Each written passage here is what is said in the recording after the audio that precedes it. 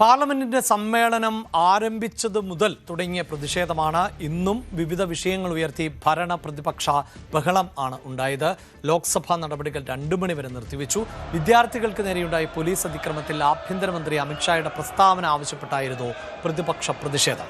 Police വെടിവെപ്പിന് അമിത്ഷായാണ് ഉത്തരവ് നൽകിയതെന്ന ഇന്നലത്തെ പ്രസംഗത്തിൽ രാഹുൽ ഗാന്ധി മാപ്പ് പറയണമെന്നാവശ്യപ്പെട്ടായിരുന്നു ഭരണപക്ഷത്തിന്റെ പ്രതിഷേധം. तथा श्री मोहम्मद बासिल ने रजत पद जीता है। श्री मुरली शंकर ने रजत पद जीतकर भारत का गौरव बढ़ाया है। मैं सदन की ओर से देश का मान बढ़ाने वाले सभी खिलाड़ियों, उनके कोच एवं टीम इंडिया को हार्दिक बधाई, शुभकामनाएं देता हूं। प्रश्नकाल।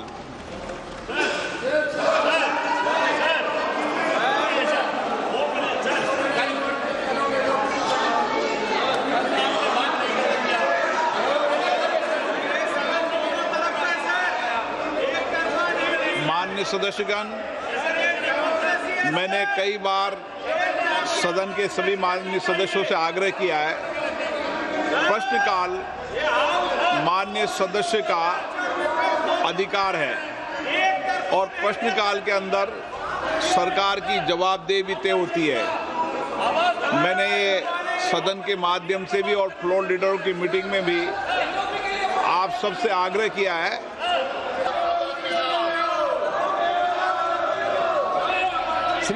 അമിത്ഷാ മറുപടി പറയണമെന്നാവശ്യപ്പെട്ട് രാജ്യസഭയിലും ഇന്ന് പ്രതിപക്ഷ എംപിമാർ മുദ്രാവാക്യം വിളിച്ചു. സഭാ നടപടികൾ നിരന്തരം തടസ്സപ്പെടുത്തുന്നതിനെതിരെ JP നദ്ദ വിമർശനവുമായി രംഗത്ത് വന്നു. हाउस को बाधित किया जाए और हाउस न चलने दिया जाए, इसी में उनका सारा ध्यान है। और इसके साथ साथ मैंने यह भी देखा है कि विपक्ष मुद्दा विहीन है, हमेशा गोल पोस्ट चेंज करना इनकी आदत है। പോലീസ് അതിക്രമം ആരുടെ നിർദ്ദേശപ്രകാരമെന്ന ബാനറും ആയിട്ടാണ് ഇന്ന് പ്രതിപക്ഷ എംപിമാർ പാർലമെന്റിലേക്ക് എത്തിയത്. ലോക്സഭ പാസാക്കിയ പരീക്ഷാ ഭേദഗതി ബിൽ ആണ് രാജ്യസഭ ചർച്ച ചെയ്യേണ്ടത്. വാർത്തയുടെ വിശദാംശങ്ങളുമായി നാഷണൽ ഡെസ്കിൽ നിന്ന് കിരൺ ബാബുവാണ് ചേരുന്നത്. കിരൺ, തുടർച്ചയായ പ്രതിഷേധം, അതിനിപ്പോഴും ശമനമില്ല. ആഭ്യന്തരമന്ത്രിയുടെ പ്രസ്താവന ഉണ്ടാകണമെന്ന നിലപാടിൽ ഉറച്ചു നിൽക്കുകയാണോ പ്രതിപക്ഷം? ഒപ്പം രാഹുൽ മാപ്പ് പറയണമെന്നതാണല്ലോ ഭരണപക്ഷത്തിന്റെ ആവശ്യം. അഭിലാഷ്, ഇന്ന് പാർലമെന്റ് ഇരുസഭകളും തുടങ്ങിയപ്പോൾ തന്നെ ഭരണപക്ഷവും പ്രതിപക്ഷവും ഒരുപോലെ 2 വിഷയങ്ങൾ ഉന്നയിച്ചുകൊണ്ട് പ്രതിഷേധവും ബഹളവും ആരംഭിച്ചിരുന്നു. പ്രതിപക്ഷം പ്രധാനമായും ഉന്നയിച്ചത് കഴിഞ്ഞ ദിവസങ്ങളിലൊക്കെ ഉന്നയിച്ച വിഷയം തന്നെയാണ്. CJPയുടെ നേതൃത്വത്തിൽ നടന്ന പ്രതിഷേധത്തിനെതിരെ നടന്ന ശക്തമായ പോലീസ് നടപടി, ആ പോലീസ് അതിക്രമം, ഈ പോലീസ് അതിക്രമത്തിൽ ആഭ്യന്തരമന്ത്രി അമിത്ഷാ പ്രസ്താവന നടത്തണം എന്നുള്ള ആവശ്യമാണ്. ആ ആവശ്യം കഴിഞ്ഞ ദിവസങ്ങളിലെല്ലാം തന്നെ നിരന്തരം ഉന്നയിച്ചുകൊണ്ടിരിക്കുകയാണ്. ആഭ്യന്തരമന്ത്രി അമിത്ഷാ കഴിഞ്ഞ ദിവസങ്ങളിലൊന്നും തന്നെ ഈ ചർച്ച നടക്കുമ്പോഴും തന്നെ പാർലമെന്റ് ഉണ്ടായിരുന്നില്ല. പ്രതിപക്ഷ നേതാവ് രാഹുൽ ഗാന്ധി അടക്കം കോൺഗ്രസിന്റെയും മറ്റു പാർട്ടികളുടെയും പ്രധാനപ്പെട്ട നേതാക്കളൊക്കെ അമിത്ഷാ വന്ന് മറുപടി പറയൂ എന്നുള്ള ആവശ്യം ഉന്നയിച്ചിരുന്നു. ഇന്നും അമിത്ഷാ പാർലമെന്റിൽ ഉണ്ടായിരുന്നില്ല. അങ്ങനെ ആ ആവശ്യം ഉന്നയിച്ചുകൊണ്ടാണ് പ്രതിപക്ഷം പ്രധാനമായും പ്രതിഷേധം ഉയർത്തിയതും ബഹളം വെച്ചതും. എന്നാൽ ഭരണപക്ഷം ഉയർത്തത് മറ്റൊരു ആവശ്യമായിരുന്നു. ഇന്നലെ രാഹുൽ ഗാന്ധി തന്റെ ബില്ലിന്റെ ചർച്ചയിലെ പ്രസംഗത്തിൽ പറഞ്ഞിരുന്നു, ഇന്ത്യൻ വിദ്യാർത്ഥികൾക്ക് നേരെ വെടിവെക്കാൻ ഉത്തരവിട്ടത് ആഭ്യന്തരമന്ത്രിയാണ്. ആഭ്യന്തരമന്ത്രിക്ക് ഇവിടെ വന്ന് മറുപടി പറയണമെന്ന്.